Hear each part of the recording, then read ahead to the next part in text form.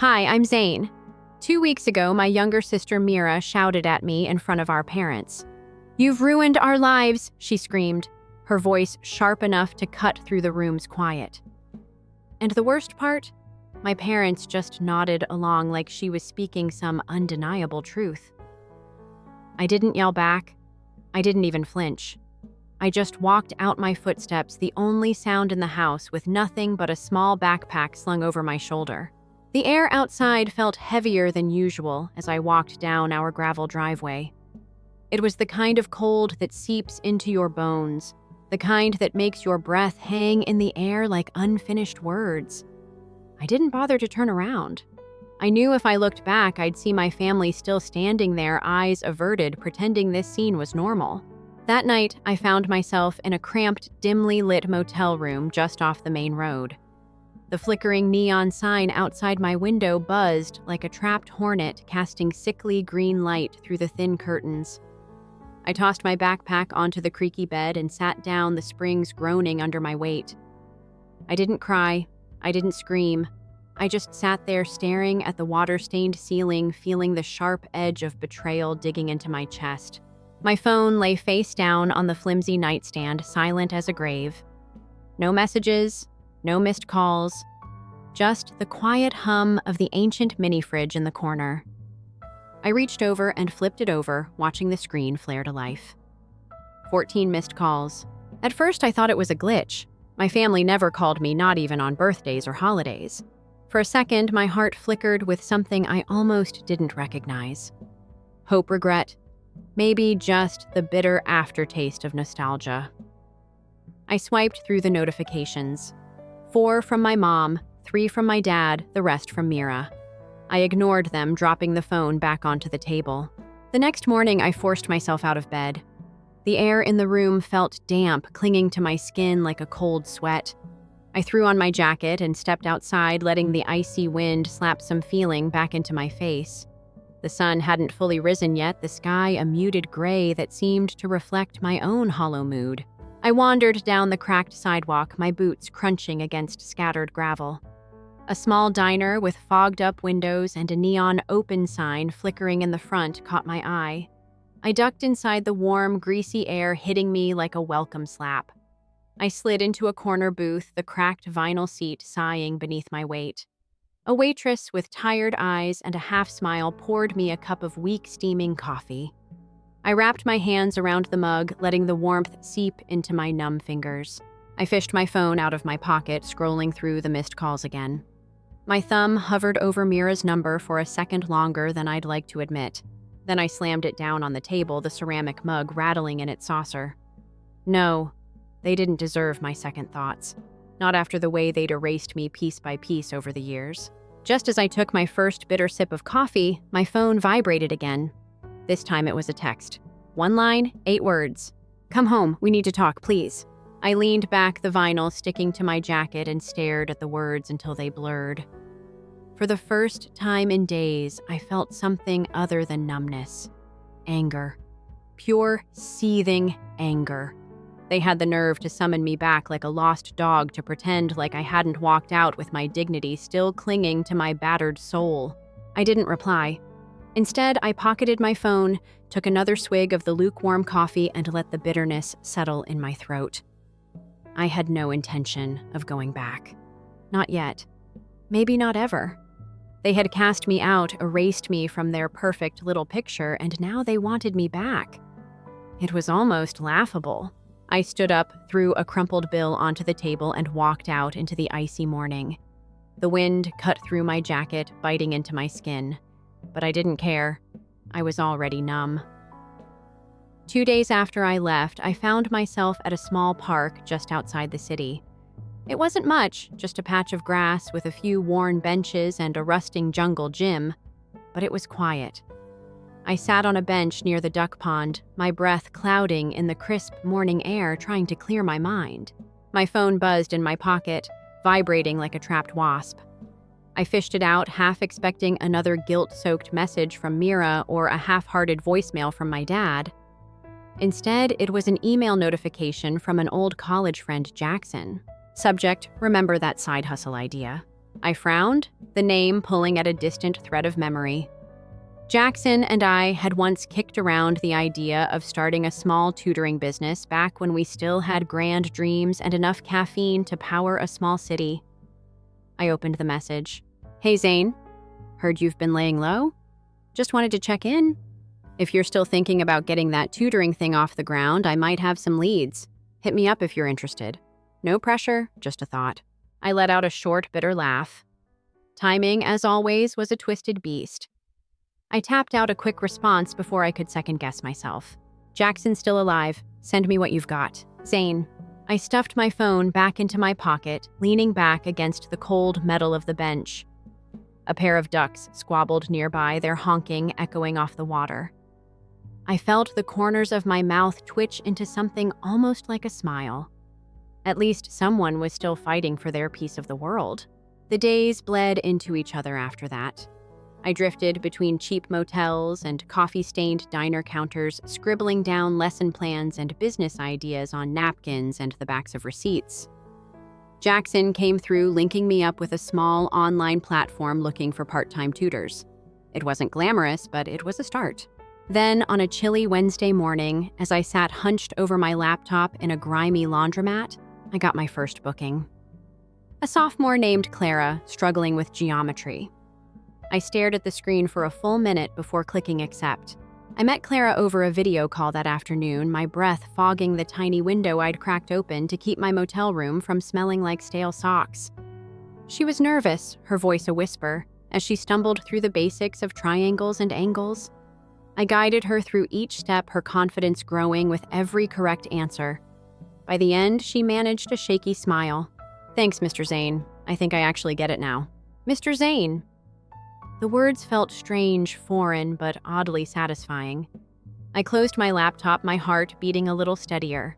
For the first time in weeks, I felt like I had a grip on something. That night, I walked 2 blocks to a corner store, splurging on a microwave dinner and a small bottle of cheap whiskey. I sat on the thin, creaking mattress, the TV murmuring quietly in the background, and ate my processed meal, while the whiskey burned a trail down my throat. I leaned back against the headboard, staring at the water-stained ceiling, my mind drifting. I thought about my family, about how their silence had grown louder with every missed call and unanswered text. I thought about Mira, her voice still ringing in my ears. You've ruined our lives. The words felt less like an accusation now and more like a challenge. Maybe I had ruined their lives. Maybe walking out had disrupted the carefully crafted lie we'd all been living. But I didn't regret it. Not anymore. I poured another splash of whiskey into the tiny plastic cup from the bathroom and raised it to the flickering shadows on the wall. To being a ghost, I whispered the words dissolving into the quiet hum of the room. I drained the cup, the burn settling into my bones, and let my eyes drift shut. I'd been erased, sure, but ghosts have a way of haunting the people who forget them. A week after my quiet toast to the shadows, I found a small room for rent in a crumbling brick building on the edge of the city.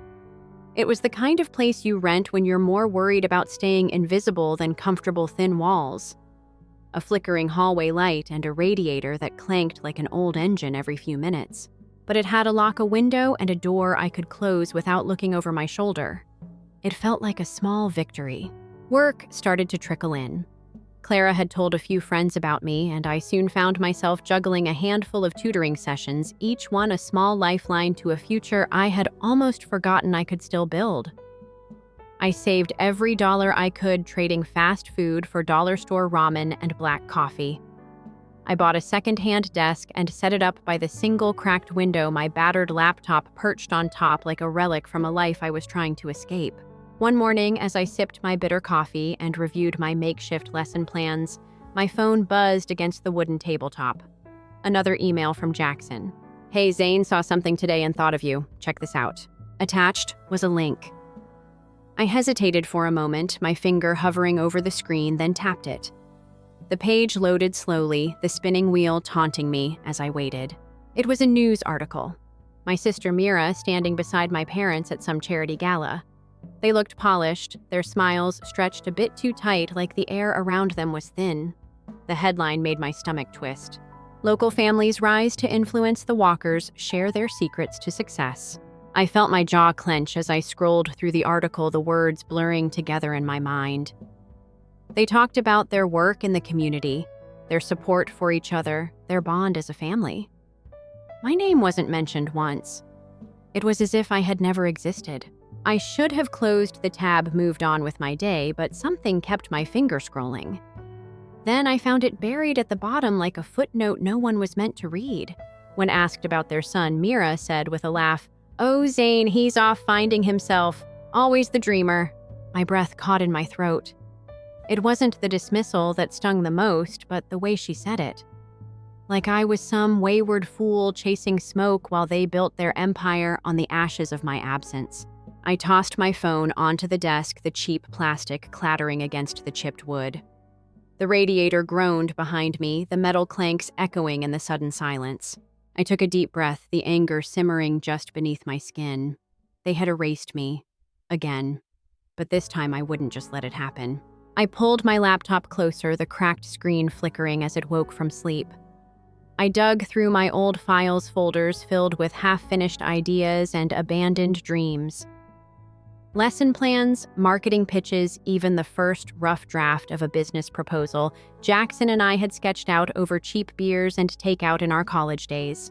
I opened a new document, my fingers hovering over the keys. My mind raced with 100 different ways I could set the record straight, reclaim the narrative they had stolen from me. I started typing, the clack of the keys filling the room like the first raindrops before a storm. Welcome to my side of the story. I worked through the afternoon, the hours slipping past as the words poured out of me. I wrote about the years I spent in my family's shadow. The sacrifices I made, the moments they had chipped away at me piece by piece until there was almost nothing left. I wrote about the night I walked out, the way my sister's words had sliced through me like a rusted blade. By the time the radiator clanked to life for the third time, I had a rough draft. It wasn't perfect, but it was mine. I saved the file leaning back in my creaky chair, the muscles in my back protesting the sudden movement. I glanced out the grimy window, the setting sun casting long shadows across the cracked pavement below. For the first time in a long while, I felt something close to peace. Not the calm of giving up, but the steady, simmering focus of someone who had finally decided to fight back. I closed my laptop, the screen reflecting my tired, stubbled face for a brief second before it went dark.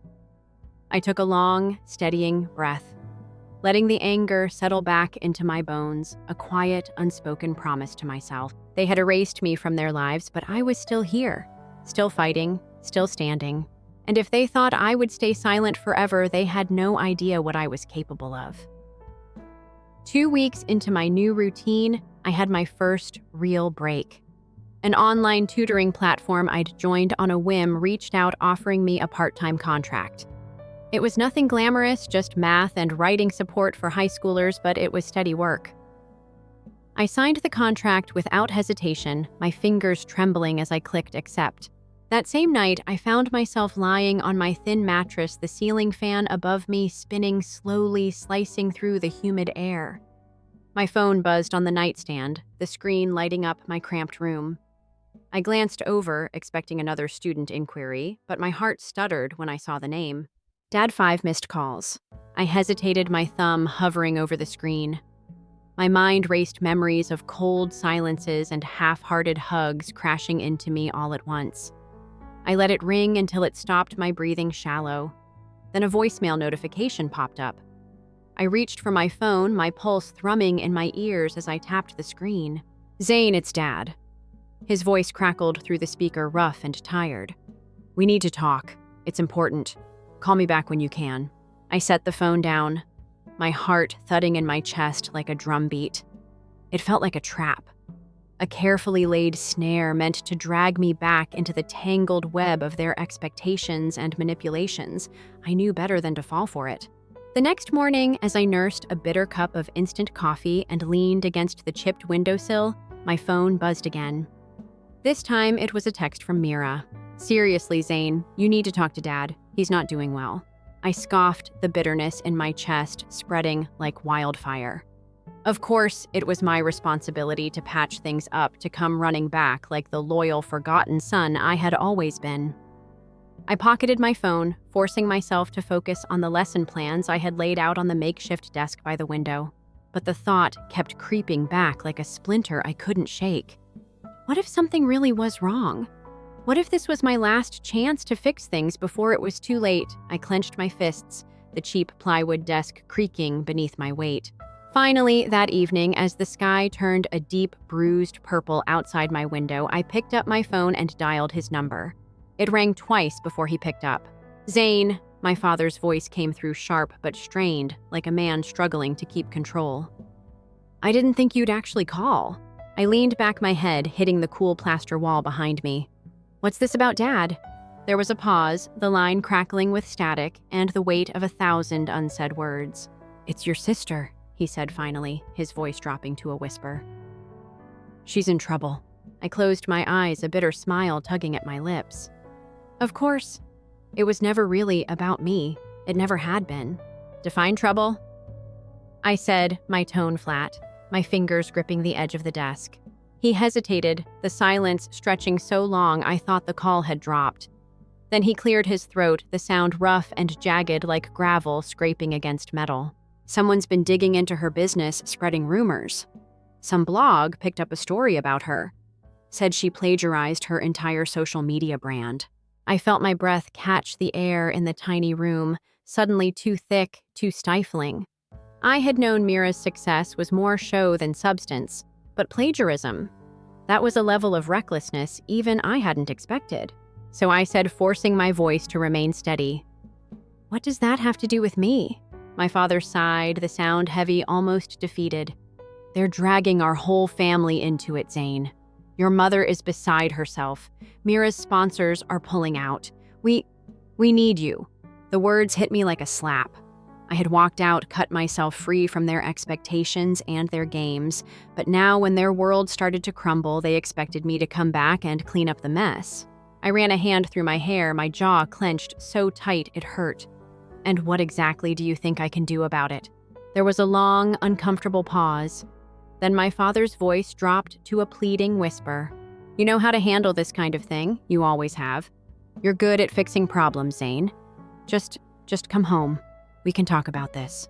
I felt a bitter laugh bubble up in my throat, but I forced it down.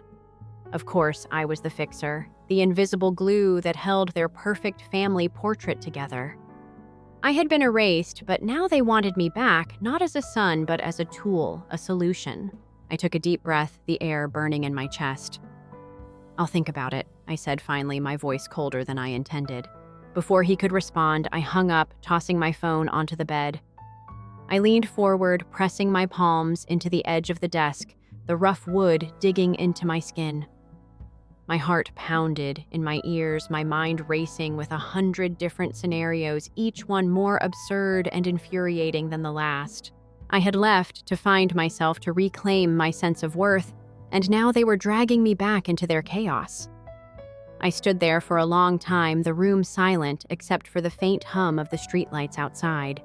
Finally, I let out a long, shaky breath, my hands trembling as I leaned back into the rickety chair.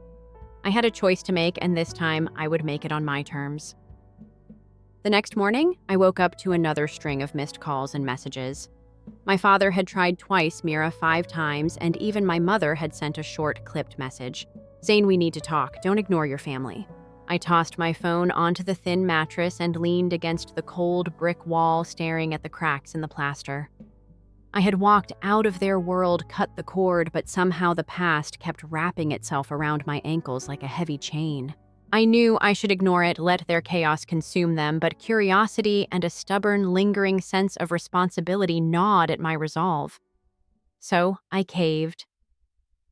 I sat down at my battered laptop, the screen flickering slightly as it powered on and opened the search bar. Mira Walker plagiarism. The results loaded slowly, the aging machine groaning under the weight of my decision. My heart thudded in my chest as I scrolled through the first few links. Most were minor gossip sites, but one name caught my eye. a mid-sized tech blog known for its brutal takedowns of social media frauds and influencers. I clicked the link, my breath catching as the page loaded. The headline was brutal. "The Queen of Authenticity Exposed is Mira Walker's empire built on stolen ideas." I leaned back, the old chair creaking beneath me, and started reading. The article was a deep dive into Mira's entire online presence. It broke down her carefully curated posts, her polished advice videos, and her supposedly original courses. It highlighted eerily similar content from smaller creators, side-by-side screenshots revealing that entire sections had been lifted without credit. My pulse pounded in my ears as I scrolled through the damning evidence. Screenshots of emails, archived posts, even old drafts from forums where struggling entrepreneurs had shared their work, unknowingly feeding the beast that was my sister's brand. Then I found it buried halfway down the article, a section that made my blood run cold. Sources close to the family claim that Mira's rise to fame was fueled by years of work from a once promising sibling now mysteriously absent from her public narrative. My heart stopped. The words felt like a blade pressed to my throat, cold and precise. They were talking about me. My mind flashed back to late nights hunched over my laptop, brainstorming ideas with Mira sketching out business models on crumpled napkins. I had poured my heart into those plans, naively believing that family meant loyalty. I felt my fingers tighten into fists, the nails digging into my palms. She hadn't just erased me. She had stolen from me, built her empire on the ashes of my abandoned dreams. I closed the laptop, the screen reflecting my twisted, furious expression before it went dark. I stood up, my legs unsteady, the room spinning around me. I needed air. I stumbled down the narrow, graffiti-streaked hallway and pushed through the heavy front door, the cold morning air hitting my face like a slap. I sucked in a deep breath, my mind racing. They had erased me, stolen from me, and now they wanted my help. I felt a bitter laugh bubble up in my throat, sharp and jagged. I walked down the cracked sidewalk, my boots echoing against the damp concrete, my mind replaying every conversation I'd had with Mira over the years. I remembered the late-night calls, her desperate pleas for advice when her first ventures flopped, the way she had leaned on me when her confidence cracked. I had been her safety net, her invisible foundation, and she had repaid me by cutting me out of the picture, cropping my contributions out of her story like an unwanted shadow. I found myself at a small, run-down coffee shop a few blocks from my apartment. I ducked inside, the warmth and the smell of burnt coffee hitting me like a wave. I ordered a black coffee and slid into a corner booth, my back to the wall, my eyes on the door. I pulled out my phone, my fingers trembling as I typed out a message to my father. I read the article. I know what she did. Don't call me again unless you're ready to have an honest conversation. I hit send before I could second-guess myself, my pulse racing as the little message bubble disappeared. I leaned back, the cracked vinyl seat sticking to my jacket, and took a long sip of my bitter coffee. I had cut them off once, but this time felt different. This time I had the truth on my side, and I wasn't afraid to use it. I pulled out my laptop, the battered machine whirring to life, and opened a blank document. I stared at the blinking cursor for a long moment before my fingers started moving. They tried to erase me, but I'm still here. I started typing, the words flowing out of me like a flood, years of silence and suppressed anger pouring onto the screen. I wrote about the nights I had spent building her brand, the long talks we had about vision and integrity, the promises she had made and broken without a second thought. By the time my coffee had gone cold, I had a rough draft. It wasn't perfect, but it was mine. I saved the file, closed the laptop, and leaned back, staring at the worn, stained ceiling tiles above me.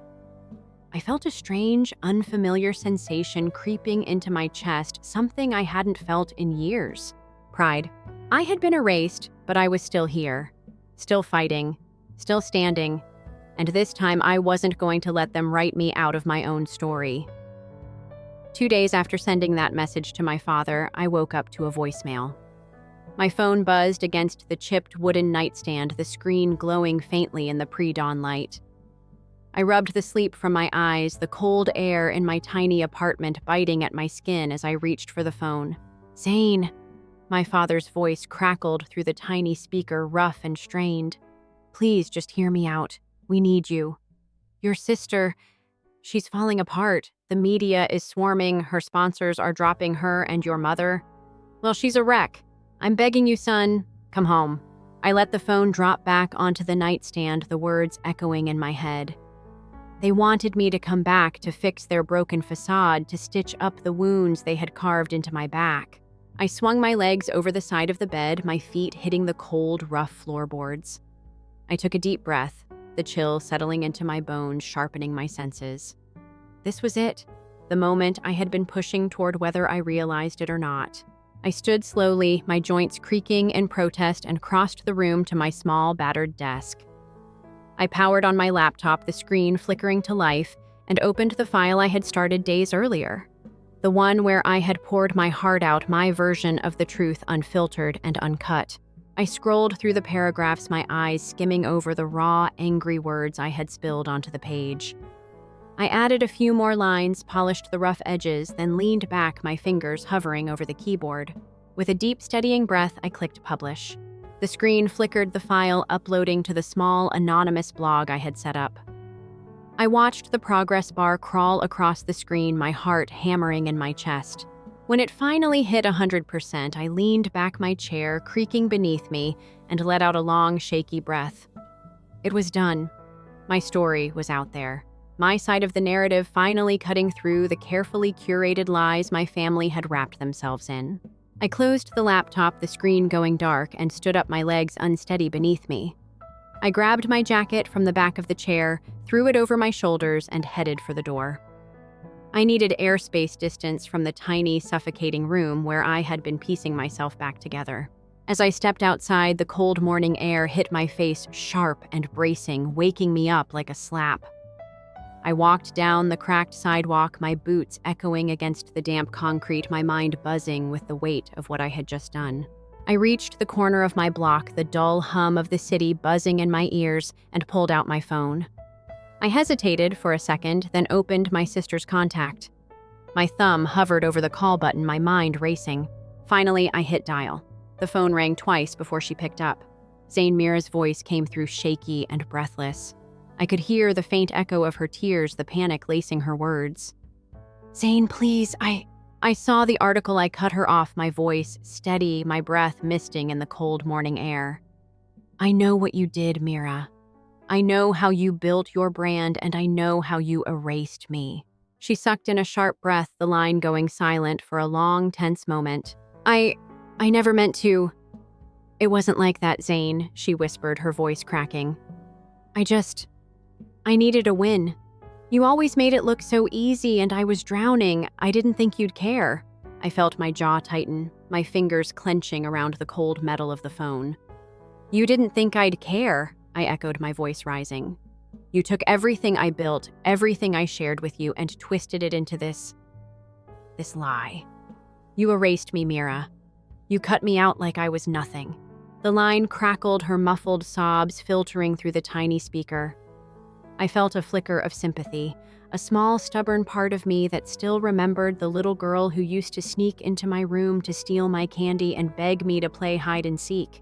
But that sympathy died as quickly as it had sparked. I couldn't afford to carry that weight anymore. "I don't owe you my silence," I said, my voice low, each word a sharp, deliberate cut. "I don't owe you my loyalty.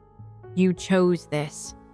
You chose to cut me out, to steal my work, to lie to the world about who you are. Now you get to live with the consequences." I hung up before she could respond, my hand trembling as I shoved the phone back into my pocket. I stood there on the corner, the cold air biting into my cheeks, my breath coming in short, ragged gasps. For the first time in years, I felt free. As I walked back toward my apartment, the first rays of sunlight breaking over the crumbling brick buildings around me, my phone buzzed again. I glanced down, my heart skipping a beat as I saw the notifications rolling in. Comments, shares, messages. My story was spreading my truth, cutting through the lies my family had built around themselves like a fortress. I felt a slow, bitter smile spread across my lips as I turned the corner, my boots crunching against the frosty sidewalk. They had erased me, but I had rewritten myself. and this time my story was mine alone. Story 2. The Hi, I'm Delara. On my birthday, I brought a homemade cake to my parents' house only to watch them hand my sister the keys to a brand new home. They didn't even say happy birthday. Not one gift, not one glance. But here's what they didn't know. The lottery ticket. I got inside their present bag. The value of the one they never opened went beyond money. Everything was revealed. Tell me what time and location you're listening from before we get started. I'd love to know because this story, it starts with silence and ends with something they could never buy. I woke up to the familiar creak of my ceiling fan and the pale light slipping through the cheap blinds I still hadn't replaced. No singing, no knock at the door, no birthday text from Mom. Just the hum of the refrigerator and a soft egg I tried to ignore. I turned over and reached for my phone, half expecting a message. Anything but the lock screen just showed the date my birthday, a Tuesday, and not a single notification from the people who were supposed to remember me. Growing up, birthdays were always a shared event. Me and Serafino, 2 years apart, but always treated like one person when it came to cake and candles.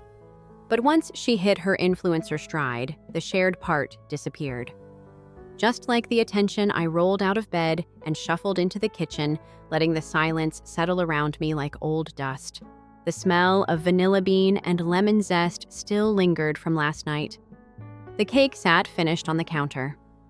My own recipe light lemony built with patience and sugar. I'd made it for them. I told myself it didn't matter whether they remembered, but part of me still hoped.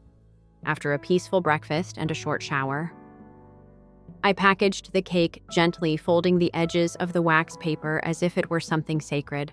I didn't bother dressing up. Just pants and a beautiful blue blouse. The type of attire no one notices. I drove the 15 minutes to my parents' place with the cake seat belted alongside me like a vulnerable passenger. Their driveway was crowded. I paused. Mom hadn't spoken about visitors. I let me ponder for a bit. A surprise for me, perhaps. However, I could hear the chuckling as I moved in closer.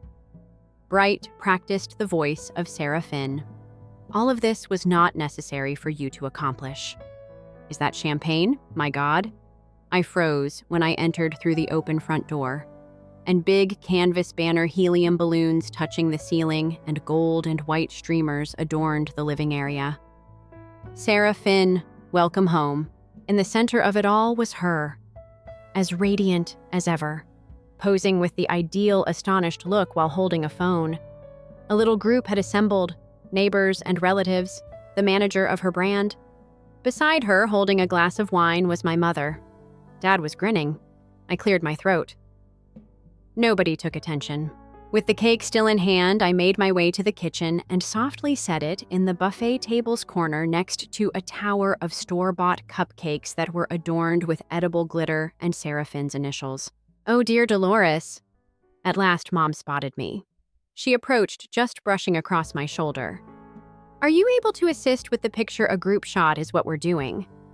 I started to say something. With a smile that stopped short of her eyes, she interrupted me. Drama is not needed just now. I took a deep breath, snapped the picture from behind the lens of the camera that was left on the counter. I saw my father take something out of his pocket, a bright brass key. This is for you, my love, he said. A new location, 3 rooms, yours alone. Cheers broke out in the room. I continued to take photos. I have mechanical hands. Like always, my cake faded into the background as it sat undisturbed in the corner. A toast was called for. I turned away and sought a place by the table to transform into a child while breathing through my nose. After hurrying by me, one of Serafina's friend's kids nipped the buffet's corner. After teetering, the cake box fell. It made a wet, soft sound. Final. Instinctively, I bent down to collect the fragments, my hands trembling. Like a spilled attempt, the icing spread all over the tile. The middle of one layer was completely cracked. Mom sighed as she glanced over. That's why honey we purchase from experts. Nobody volunteered to assist. Nobody even made a move. I slowly got to my feet, gripping the box as if it were dead. The throng had dispersed. More pictures, more compliments. It came with me and my dessert. Ignored. I kicked off my shoes at the door of my apartment. The flat was still warm from the morning's baking. I opened the freezer, relocated a bag of peas, and made space. I put the shattered cake inside as if it were worth preserving. The same recipe. Less sugar next time. I continued to gaze at the closed freezer door, then made their way to my tiny kitchen table. I took out the lottery ticket envelope I had hidden in my handbag that morning. I hadn't felt like giving them a present. They didn't know what else I had done that day, but I departed with a cake that nobody wanted on my own birthday. When I came home, I didn't weep. Unlike in my 20s when everything seemed to be falling apart, I didn't yell, hurl things, or pace my little apartment above the laundry room. After removing my shoes and placing the box with the damaged cake on the counter, I simply stood there and listened to the distant buzz of dryers spinning downstairs. The spring rain had begun by the time it was nearly 7. There was a gentle, continuous drizzle that tapped against the windows like an old lullaby, not a storm.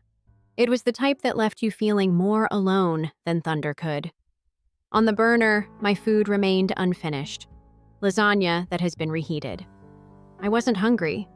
My body was still full of that empty type of agony, like I'd eaten stillness all day, and now it was growing in my chest. I had brought leftovers from the party, and they were piled high on the kitchen table. 2 envelopes, a couple scones, and some partially consumed cookies. Earlier that morning, I had placed cards in Mom and Dad's present bags. They weren't even signed by me. Merely scratch-off tickets. Not very fancy, just a small joke. Tucked within sparkly cardboard is a little wish. Not even they had opened them. I took a seat. One envelope sat next to the other, still neatly sealed, as if it had never been touched as my fingertips moved down its edge. The last ticket I had in my handbag as a backup was the one I picked up. Today, I didn't intend to scratch it. It was meant to be a backup card in case theirs all turned out to be a bust-in if someone responded, "Nice try," and laughed. Here's another thing I was going to say. This one could be the winner. Isn't it funny I had intended to perform my final miracle for them? Curled up a bit from the warmth of my purse, it was now in my hand. I took a quarter out of the drawer and began to scratch it. A repeat of a cooking show muttered on the TV as they went through the motions without really thinking. 3 digits that match. I stopped and leaned in. Once more, 3 digits match. I gazed. $120,000. It took a while for my hand to shake. My brain needed a moment to catch up, for a breath to catch. My heart is telling me to wait. Did that just happen? I blinked, checked once more, looked up the code on the back on Google. Twice. It was authentic. That ticket was like something radioactive in my palm as I sat there in silence. I could sense its heat. Perhaps the blood rushing to my face was the cause. For a long time, I was not happy. Not even a sense of relief. There was only an odd quiet, as if the entire universe had stopped to ask me one question. What comes next? It wasn't a noble initial idea. No, it wasn't. I should still give it to them, I suppose. It was a moment of intuition. Get out. Keep safe. Then, however, my conscience formed over decades of Sunday sermons and family dinners whispered, "You promised to give it to them every time." It would be a gift for the entire family if it hit that. On their birthday, however, families don't abandon their daughters, do they? They don't give a house to the golden child and ask someone else to take a photo. They don't sigh as if you were a burden in the first place and throw away the cake you spent the entire night making. They don't ask you to keep quiet and then never remember that you ever said anything. My gaze returned to the garbage can beneath the sink. I could still hear my mother's voice. We purchase from experts because of this. I glanced at the ticket once more. Only a gift counts, I said out loud. You're worth being believed in by someone. I carefully folded the ticket, put it in a pristine envelope, and tucked it into my top drawer along with my passport, expired coupons, and that picture of Serafina and me on a tire swing as children. I then went to the trash and threw in the 2 unopened envelopes that I had taken from the table. When they landed, there was not even a sound. Only the faint sound of paper rustling. Hitting paper. At the end of some things, it's really that quiet. I took a sticky note out of the refrigerator and wrote on it. Perhaps it's time to start living like it's a new year if nobody remembers your birthday. I gazed at it after placing it on the cabinet above the sink.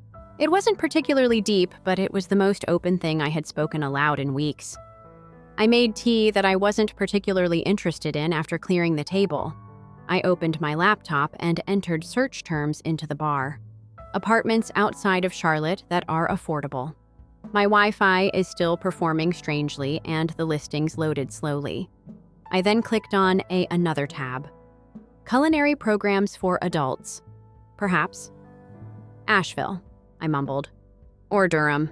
Somewhere with air that doesn't smell like detergent and sorrow. I hesitated, thought about notifying them, but I didn't go for my phone. I didn't open the family group chat that Seraphine controlled with her links and her filtered photographs and her statements about living consciously. I didn't compose a text to my mom since the reality was they wouldn't notice if I went, and maybe that's why I had to. That night, I made 2 decisions. I would retain the ticket and I would depart without notifying anyone. I didn't sleep much after that night. Some individuals stay up planning retribution. I remained up looking for culinary certifications and apartment leases. I packed what little I had in 10 days, signed a lease for a small Asheville apartment, and left notice at the bakery. Just 1 room. The kitchen is hardly large enough to turn around in, and the ceilings are slanted. It did, however, have one thing that my childhood house did not. Quiet. It didn't hurt. The early morning buses down the hill and the occasional above neighbor hauling furniture at unimaginable hours were the only sounds. It didn't bother me either. I was somewhere new, they reminded me. Somewhere I own. The birthday had been 2 weeks ago. It wasn't. Mom had texted me once, but I hadn't responded. I heard you went out of town. I hope you're not being overly dramatic once more. I saw Dad's missed call and disregarded the voicemail, but he didn't text at all. I could picture its words. You ought to have remained, or something like that. Your sister truly needed your assistance in organizing the thank you messages. Saturday was the day. For my culinary class assignment, which involved purchasing local vegetables from the farmer's market, I got up early. The rain had stopped, and a mild, foggy morning had taken its place. I put a little notepad under my arm, curled my locks back, and wore my apron over trousers. I was surprised to see familiar faces. That was the reason we were here. Behind me, I heard a familiar voice as I scanned a stand of heritage carrots. If it's not Eileen's little baker, that is. Slowly I turned. Sylvia Aunt. She had the same appearance. She wore sunglasses, a flowing scarf, and her silver gray hair in a lazy bun. She was carrying a basket of strawberries and herbs. Delara. Startled, she blinked. Why are you here? I struggled to grin. Hello, the world is little. I was unaware that you had relocated to Asheville. All I needed was a change of scenery. Her level of knowledge was unknown to me. Thinks best to leave things open-ended. She took a step forward. Are you working here? I'm enrolled in a culinary school. Long overdue. That's fantastic. She gave a quiet smile. That would have delighted your grandmother. Eventually, we took a seat at one of the picnic tables that was shaded and close to the coffee cart. I bought her a chamomile black tea myself. I wasn't thinking clearly, but it was too warm for hot beverages. She gave me a prolonged look. But I guess your mother didn't mention that you moved. It's been a little stressful. That's one way of putting it. I gave a shrug. Sarah Finn's brand extension, or whatever she's calling it these days, has them completely occupied. Sylvia took a gulp of her tea. I assumed that the inheritance could have caused you some distress. I blinked. I apologize. Which inheritance? She hesitated. From your granny, Eileen. My body froze.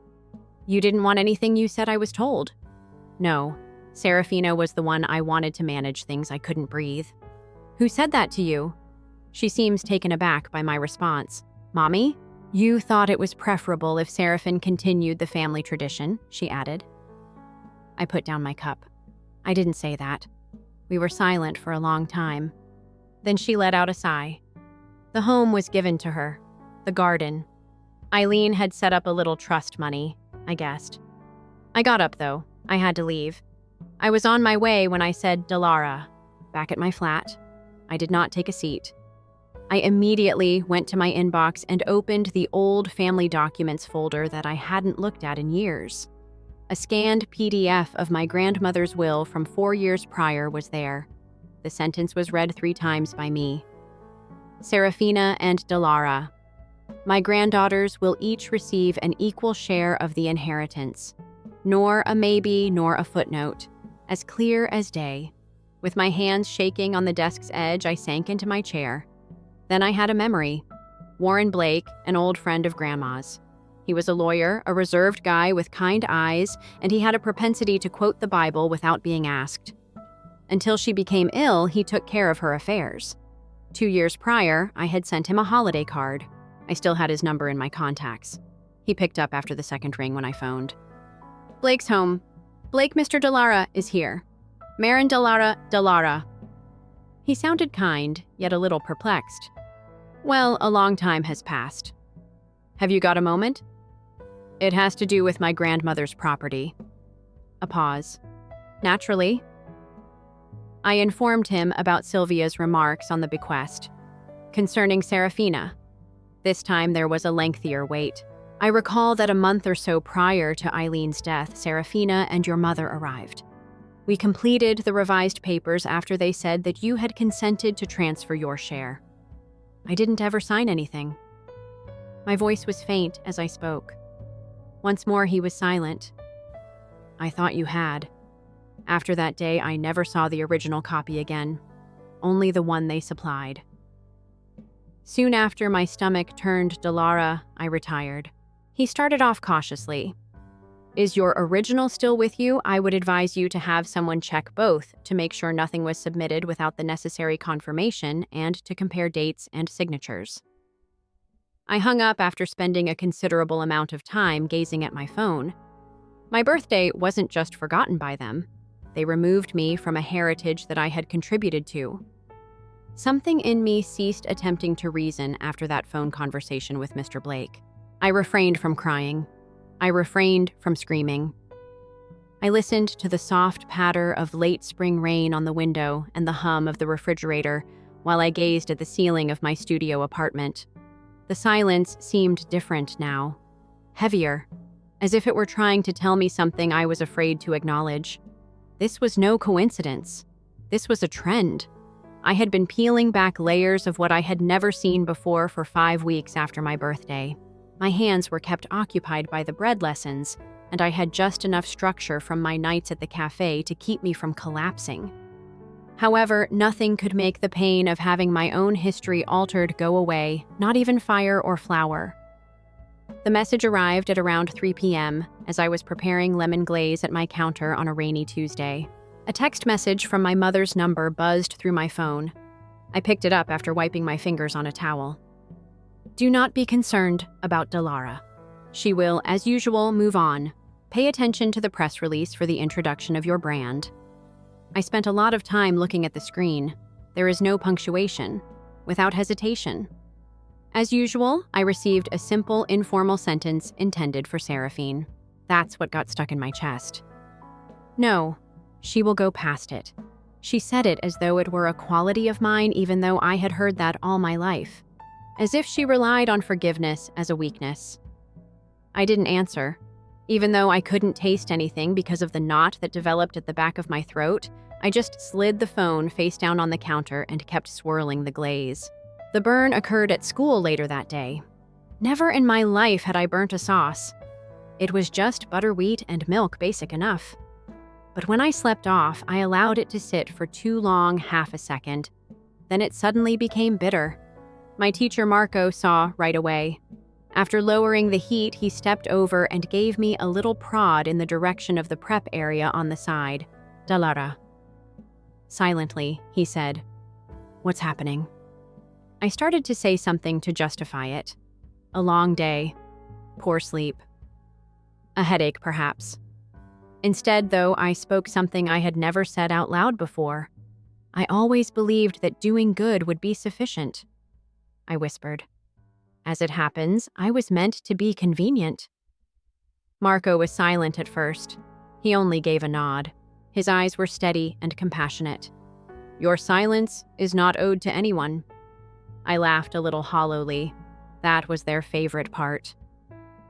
The drizzle had become a persistent deluge by dusk. I was home, hair still damp from the walk back, sipping tepid tea when I made the mistake of accessing social media. Seraphine's page was sparkling. Legacy. Dinner for Grandma Eileen's Vision, read the caption on one carousel of photographs. There was my mother lifting a glass, my father grinning next to Serafina in a green velvet dress that I'd helped her choose out 2 years earlier for an entirely other occasion. The caption went on to commemorate the upcoming phase of our family's history. I was not in any of the pictures. Not a word. Not even one from the backdrop that is fuzzy. Everything was being rewritten. Not only the will, not just my part, but the story as a whole. This time it wasn't grief. Not even rage was involved. Something bone deep, something frigid. The knowledge that I wasn't just forgotten. That was how they liked it. It was about 8 p.m. when my phone rang. Sylvia Aunt. After hesitating, I took it up. "Hello?" I said. A pause occurred. Then her voice sounded guarded and quiet. "Delara, I wanted to see how you were doing." "I'm all right." I said a falsehood. I looked at a few of the photos. I had no idea what they had planned. "Your mother was surprised when you found out." "She doesn't generally." I spoke, attempting to maintain a steady tone. A little stillness fell. Then I heard something unexpected from Sylvia. "Evelyn once told me that she felt bad about the way she handled things with you. However, it was always done after the event, when you weren't there to hear it every time." I shut my eyes. "She did, of course," I muttered. "When no one is around to hear it, regret is safe. Delara, she has always relied on me to not resist." I spoke to myself more often than to her. I hung up after thanking Sylvia. The flat was soon silent once more. I didn't mind it now, though. From beneath the bed, I took out a spiral-bound notebook that I had begun to reuse after using it for class notes. I started sending Grandma's lawyer an email to confirm the disparity. Mom texted, "Delara's social media posts shouldn't concern you." Serafini referred to it as her grandmother's legacy. I'm not mentioned on a new page. I only wrote a single phrase. They anticipate my silent disappearance. Silence is strategy this time, though. No major confrontations, no big speeches. Just evidence, proof, and purpose. I was going to be heard, but I wasn't going to yell. They expected me to discreetly vanish as soon as I finished writing that phrase. Silence is strategy this time, though. The refrigerator was open. I wasn't hungry. All I needed to do was do something with my hands, something easy, something rooted. I ran my fingertips over a jar of thyme that I had purchased the previous weekend at the farmer's market. "When you're building layers, add thyme," Grandma used to say. "It lingers but doesn't shout." She did it that way. Never loud or ostentatious, but always memorable. When you listened. At culinary school, Marco gave us a family recipe challenge the next morning. Don't simply copy. Develop something from scratch. Rethink. I didn't have to think long. Grandma Eileen's roast. She used to prepare it every second Sunday. The fragrance of garlic and molasses wafted through the hallways long before the first slice ever struck the plate. I remembered the way she used to crane her head as she stirred, singing something off tune while I peeled vegetables. I didn't want to copy it this time, though. I wanted to be honest about it. I substituted cumin and a pinch of smoky paprika for the sweetness. Darker, deeper pushed the sear. I let the natural juices do the talking instead of using honey glaze. Before glazing, let the quiet linger in the pan for one more second. The room was silent when Marco took his first bite. He put his fork down and turned to face me. It's more like someone witnessing things snap into place than a teacher. "This is not nostalgia," he muttered. "Something else is involved." I gave a nod. It's who I could have become if I wasn't constantly playing it safe. He then informed me of the incident. An invitation-only industry taste where cooks showcase a single meal to a group of possible investors. Over the course of a single evening, names are formed in a location where restaurateurs listen and legacy mentors guide. "Come on in," he said. "Show this." I blinked. "Do you believe I'm prepared?" He grinned. "This has nothing to do with preparedness, Delara. It's all about visibility." My throat constricted. I glanced at the dish once more. Almost casually, he added, "You must use your true name while registering. They must be aware of the presenter." My first instinct was to say no. In my mind, I could practically hear my mother's voice. She's not the kind to crave attention. And then Sarah Finn's favorite dig. She's too sensitive for pressure. I shook my head slowly. If they find out I'm coming, they'll make sure I don't. Marco didn't push, simply stated. Then give them a chance. Back at my flat that evening. Behind a fading index card with roast notes scrawled in the margins, I took out Grandma's old recipe box, the one I'd kept hidden since the day they gave Seraphin the house keys, and stuffed my cake in the garbage. It was a little folded fragment that I discovered. The silent one could clearly read her handwriting. "Your quiet will one day speak louder than theirs ever could." I gasped. 5 times I read it again. She had spotted me even when no one else had. I switched on my laptop and went up the registration page. Name Dolores Eileen Marin. I didn't flinch when I typed it. When the confirmation email came through, I glanced at it for a minute before sending a single message to Aunt Sylvia. "I'm presenting Grandma's roast next Friday. You're welcome, but don't tell them." No exclamation point or emoji, just the facts. I began drawing plating concepts in my prep notebook the next day. This time, I wanted to provide more than just a dinner, not because I needed them for class. On the 3rd page, I wanted to provide clarification. I highlighted one element that my mother never used, but that my grandmother constantly mentioned. Not once. Cloves. It was too antiquated, she said. Claimed that it overwhelmed everything. However, I had the roast with it for the first time and recalled how my grandmother had once looked at me when I was 12. "You can taste the difference?" she inquired. I gave a nod. "It's bold because of that," she had stated. "It's yours because of it." Now I whispered out loud. They will taste what they never dared to serve this time. I wasn't hiding from them, but I also wasn't doing it for them. And I didn't give a damn about anybody else knew. As soon as I entered the kitchen that morning, I should have seen something was off. Marco was already tense. As though preparing for contact, his sleeves were rolled halfway and his jaw was taut. He didn't say hello to me as usual. No quick grief, no nod. Rather, he muttered something under his breath while pointing to the clipboard and the inspector's hands. "Get ready." The white-coated man was stern, yet courteous. This area provided us with an anonymous tip regarding incorrect labeling and possible cross-contamination. He used the flat of his pen to indicate my prep area. I blinked. What no? Yesterday, everything was examined twice. Before I departed, I went over everything. The inspector didn't appear to be persuaded. He gestured for one of the helpers to begin removing ingredients from the shelf. I had made the sauce base from scratch. It was 2 nights ago. Lost. I've bagged and tagged my spice mixes. There was a yellow sticker, even on the rosemary oil I had made myself. We cannot permit these to be used in a public tasting without the appropriate documentation. "Oh," the inspector said. Marco maintained his composure, but I could see his jaw tighten. This was not an unexpected development. When the inspector had gone, he mumbled, "You're wanted off the board by someone." He did not have to name them. Then he said, "Someone." My stomach grew constricted. I could see her, Seraphin groomed fingertips typing out a message on her phone, probably in the middle of a facial.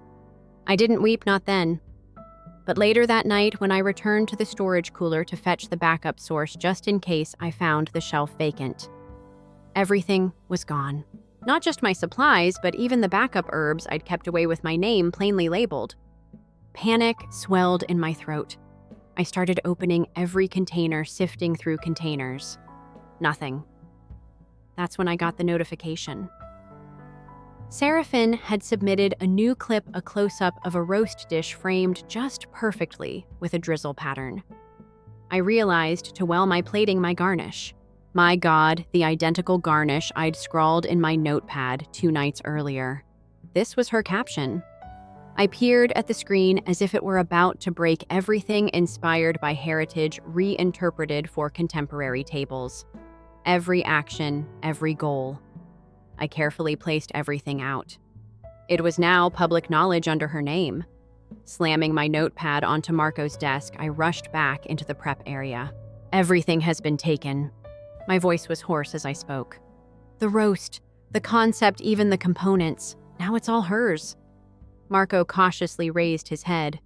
He didn't look pitying at me. They cut straight through the rage. Equally, he said now. Do you cook out of fear of failing, or do you cook as if you had nothing left to defend? His remarks were more impactful than everything that had occurred over the whole week. My hands were shaking, but not because of terror as I made my way back into the kitchen. I started extracting what remained this time. Tucked up at the rear of the top shelf are a few root vegetables, a bouquet of wilting parsley, and cracked black pepper in a paper tin. Too harsh for company refers to a container of clove powder I brought from home, the same one my mother consistently refused to use. I took a harsh, raw, and familiar breath after opening the lid. After rolling my sleeves, I began cutting. I made another change to the roast recipe, not to save what had been taken, but to create something that was impossible for her to copy since it originated from a location she was unaware of. Once more, I thought about Grandma, her peaceful fire, her table, and her obstinate hands. And I reflected on all the times I had become smaller to fit in with a family that valued quiet, yet frowned upon individualism. At 2 a.m, this version of the meal did not request permission. I plated it. Mine, but not flawless. I snapped a photo. Just for proof, not for uploading. A notification appeared. I noticed the post that Tessa posted. Do you want me to go? Simply say it. I paused for a moment before answering. Arrive early. Don't forget your camera. Since serving a story before they can modify it is the only way to safeguard it, we will record everything they attempt to steal. As the catering crew drove by with carts of linens and glasses, Tessa and I waited just inside the loading doors, the pavement outside being misted by a gentle shower. As I examined my crate of last items for the 3rd time, she adjusted the strap on her camera bag. Are you ready? Her question was hardly audible above a whisper. No, I thought. However, I gave a nod. The downtown sampling event was being hosted in an ancient brick structure with steel beams and exposed plumbing that had been somewhat renovated to feel modern. To remind everyone that the reason they were here was genuine. The space was filled with 8 tables each, with its own spotlight. I had acquired booth number 6 because to Marco's contacts, and I became aware of who was stationed just next to me as we approached it. Sarah, all right, naturally. While her lover held a mirror for last-minute lipstick checks, she was in full bloom chatting to a local TV anchor with 2 attendants at her sides. Wearing one of her grandmother's old brooches, she wore it sideways as if it were now her own emblem. She grinned when I looked at her. Courteous, empty, calculated. I started emptying my container without saying anything. Tessa gently positioned herself, shooting over my shoulder while blending in like the press. I had just begun setting up my equipment when a young chef with a clipboard and a man bun passed by. Hey, he replied nonchalantly, gesturing to my table. You stole your sister's roast idea, didn't you? It's kind of brave of you to come here. I went cold. I apologize, but he was already on his way to the judge's table. Tessa halted the video. What on earth was that before I could respond? I overheard a brief exchange of words from behind Seraphin's booth. The Brock brand is favored by investors. Nobody wishes to wager on a wild card. Consistency is more important than kitchen drama. A wild card. My name was now barely audible, a drawback. Gazing at the freebies, I returned to my booth. The ingredient narrative, my method, and even a memorial to Grandma Eileen were all detailed in printed pages. Something didn't seem right. I grabbed one. I didn't own it. Inspired by the culinary heritage of the Brock family, the glossy pages were named and printed in a corporate serif font. My name appeared once buried at the bottom of the last page like a legal disclaimer. Tessa saw my hands shaking. It was altered by them. Flatly, I replied. It was rewritten. She made the correction. I didn't speak. I just reached for the blackboard. We had packed the one Tessa had suggested as a backup in case I needed something more personal with one piece of white chalk and a long, calm breath. I scribbled the sentence I'd been repeating to myself all week. A few recipes are passed down through the generations. Others are taken back.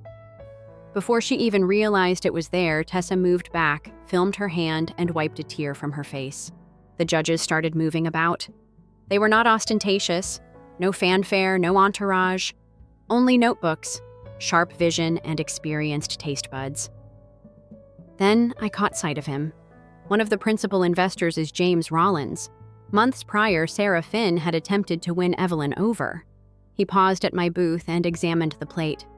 It had strong, uncooked edges and a burned umber sauce with roasted citrus peels, powdered clove, and hand flakes. Just what was important, no ornamentation. He leaned closer. I've been hearing about an innovative roast. Is this it? I looked him in the eye. No, I said. They took that one. I own this one. After giving a hesitant nod, he grabbed the spoon. I held my breath, but the voice I had been anticipating came before it made contact with the plate. This is a family matter, isn't it? With her own silver-tasting spoon in hand, Finn murmured sweetly as she moved up next to him. She glanced at the whiteboard and then down at the plate. She grinned tightly. She remarked that the drama would have delighted Grandma. She loved the truth more, I told her, looking her in the eye without flinching. Serafina grasped the spoon as if she were about to do a show. With practiced grace, she dragged it across the sauce, dipped it into the roasted medallion, and brought it to her lips. Then she hesitated a moment. Her face broke. It was just barely noticeable. The corner of her lips twitched. Her eye flickered. After swallowing, she straightened her back as if she had tasted vinegar rather than citrus and clove. It's daring, she did it. Voice clipped. Evelyn stepped in at that point. She wore clothes for TV, not fashion. Too tall for the kitchen. Pearls hung like armor around her neck. Before she could say anything, her eyes narrowed as they surveyed the throng before settling on me. You've turned this into a show, she remarked, loud enough to be heard by the surrounding investors. Dallara, this is defamation. Our family is becoming a public spectacle because of you. I didn't flinch, Seraphin piped in, moving just slightly behind our mother like she usually did when things got contentious. You used a lottery ticket to pay your way into this event. She laughed. That's not skill, it's just luck, disguised as a hustler. It wasn't what she said that hurt. It was their ease of arrival, as if she had practiced them in front of the mirror. I reached inside the inner pocket of my apron. I took the little packet out. Unmarked cream in tone with a little edge at the corners from too many handlings. I raised it. I handed you this ticket. I spoke in a forceful yet composed tone. The one that you choose not to open. The one you discarded. Just like everything else I've attempted to provide for this family. The room trembled, and there was a noticeable silence as if everyone had turned down the volume save for my speech. Nevertheless, I went on facing the judges and investors. What they threw away was the foundation of this entire presentation and this particular moment. I didn't just happen to be here. I salvaged what remained to get here. Right immediately, Tessa moved forward. She was holding her phone.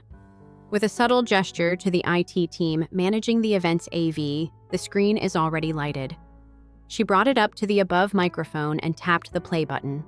Evelyn's voice, recorded only days before, emerged from the speakers. Not quite clear, but grainy. In any case, nobody wants to hear Laura's side of the tale. It's terribly depressing. Too disorganized. Everything is brighter, cleaner, and more palatable, Sarah. There was an electrifying hush. The sound of camera shutters followed, investors whispering, journalists typing. One of the judges came up and indicated my booth. However, this is the only unique meal served here tonight. This is the only one that hasn't been given a press kit. Then came another. We've had enough publicity. Instead of using strategy, I would rather to be a chef who cooks from scars. Evelyn opened her lips to say something else, but nothing came out. Seraphin was the first to retreat. She didn't have a line to end the scene for once. A man with gray hair and a kind voice approached my table and placed a business card next to my blackboard sign. He gave me a direct glance. "We're willing to support your idea, but only if the story remains yours," he stated. "Your voice, your kitchen." Tessa murmured behind me as I glanced at the card and then back at him. "They're heading out. They were there when I turned. Mom, my sister is leaving." The last phrase they were unable to type was punctuated by the tapping of heels on the showroom floor. That evening, they departed without saying anything more. I also didn't go after them. I didn't have to. 6 months later, the room I had only dared to sketch on notebook paper was filled with the faint buzz of clinking forks and the gentle rustle of napkins. With only 26 seats, light wood floors, and subtle copper lighting that warmed the space, without trying too hard, my restaurant was small. The front window was painted with the name. No italics, no frills, Red Delara, only my. I made my way carefully across the floor, stopping at every table. Despite the modest launch, every seat was occupied. Without making it about retaliation, Tessa had assisted in spreading the message. "Let the food speak first," she advised. The apron I donned in culinary school was still on me. The lottery ticket was still in the pocket close to my waist, despite some fraying. I had already won something greater, so I wasn't scared of losing. Some things are more valuable when left unsaid. Close to the room's corner, a table with 4 tops sat silently. Evelyn, Seraphin, Tessa, Aunt, Sylvia. In an attempt to maintain her balance between 2 toppling banks, Tessa perched between the 3 of them like a bridge. Since the tasting panel, they had not communicated. Calls had been placed. There have been awkward apologies that never quite land. But perfection was not the goal tonight. It was about making room for the truth. I carried the last course, a recreated version of the cake they used to let drop to the floor, as if it didn't matter to their table myself. It was more elegant and smaller this time. Lemon zest cream and bitter chocolate ganache are piled over vanilla bean sponge. The same base, but more profound. Grown up now, sharper. Evelyn gazed at the object. Serafina did the same. Without fanfare, I placed the platter in front of them. The same recipe. Silently, I said, "Reduced sugar?" No one immediately grabbed for their forks. Evelyn raised her head. "So you're forgiving us like this?" Her voice inquired, steady but aloof. After giving it some thought, I responded clearly. It wasn't until the words were said that I realized I had. No, I feed those who are still discovering the flavor of love in this way. It was not sharp. It wasn't mean. It simply was. Amelia entered through the entrance door that opened from the other side of the room. Once in culinary school, I had the most intense rival. The edges are now softer. She held a little folder and was anxious. She stood just short of the hostess stand and remarked, "I heard you're hiring prep cooks." I gave a nod. I responded softly, "If you bring your own recipes this time." With gratitude and perhaps a hint of relief, she let out a breath. The night came to an end. I went back to the kitchen, where the scent of rosemary and lemon peel warmed the air. With a frame in her arm, Tessa entered the room. She claimed it arrived today. She gave me the black and white picture of me laughing, flames rising from a pan beneath it, behind me, spoon in one hand. She had written, "Constructed out of the debris they left behind." After taking a deep breath, I put it close to the door so that visitors might see it. As they departed, they believed that the ticket would make all the difference. However, my life wasn't rebuilt by the money. That's when I realized I could get up without their consent. On a menu, the cake that no one desired had become the star dessert. To taste, they now formed a line.